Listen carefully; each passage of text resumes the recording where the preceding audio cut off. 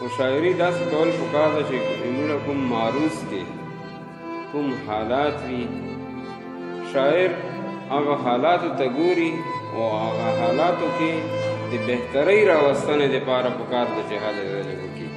نو زه خواست کوم معصوم صاحب ته چې راشي او خپل کلام رنګونه وکړي.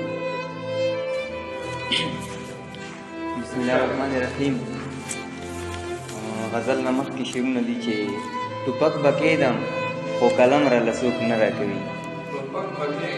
ټوپک به کېدم خو قلم را لڅوک نه راکوي، یوازې ګرځمه صنم را لڅوک نه راکوي.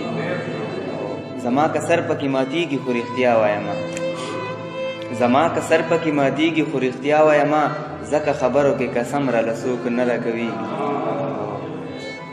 چې زه یې زړه کې ګرځوم او زړه کې ما ګرځوي، چې زه یې زړه کې ګرځوم او زړه کې ما ګرځوي، معصومه هغه بني ادم را لڅوک نه راکوي.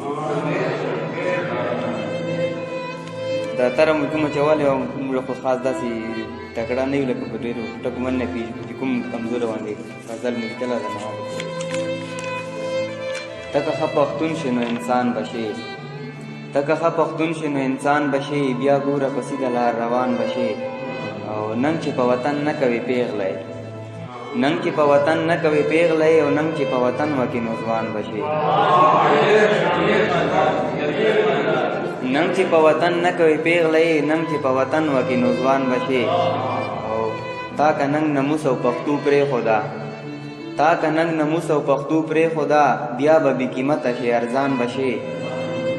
او پرېږده بنګلې او دولت څه کوي، پرېږده بنګلې او دولت څه کوي، ښه اخلاق لره په هر چا ګران به شې.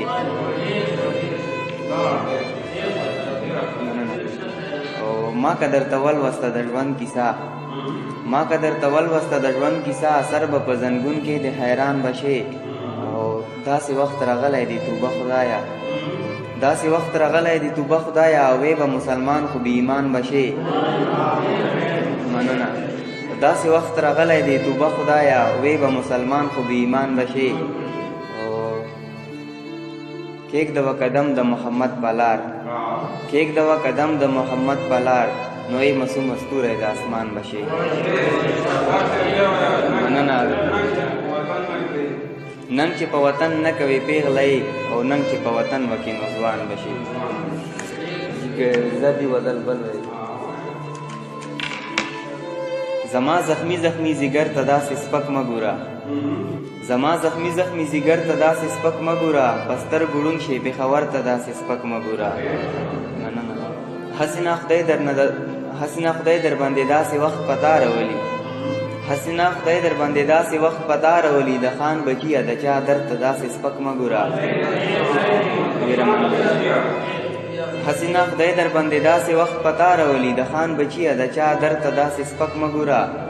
او خیر دې تخپله په حجرو او بیټکو کې کینا، خیر دې تخپله په حجرو او بیټکو کې کینا، خدای به دې ووهي منبر ته داسې سپک مه ګوره. دوو ماشومانو ابو جهل کړو زخمي په توره، دوو ماشومانو ابو جهل کړو زخمي په توره، ورته یې ویل چې پیغمبر ته داسې سپک مه ګوره.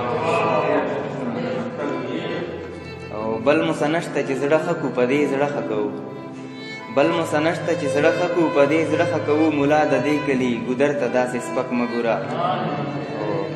معصومه داسې نه سبا درنه ګیلې کوي بیا، معصومه داسې نه سبا درنه ګیلې کوي بیا، رقیب ته وایه چې دلبر ته داسې سپک مه ګوره.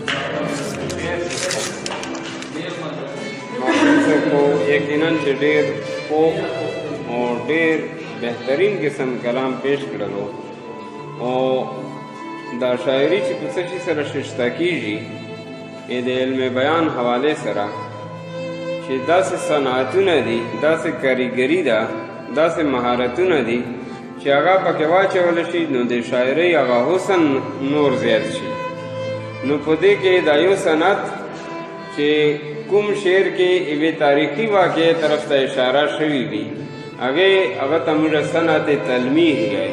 صنعت لکه ده چې دا د ابو جهل او د هغه د دوو ماشومانو ذکر پکې وکړلو، نو دغه شعر ته به موږ تلمیحي شعر وایي. زده کړه به کوو. خواست کوم ناصر ته چې هغه راشي خپل کلام پیش کړي.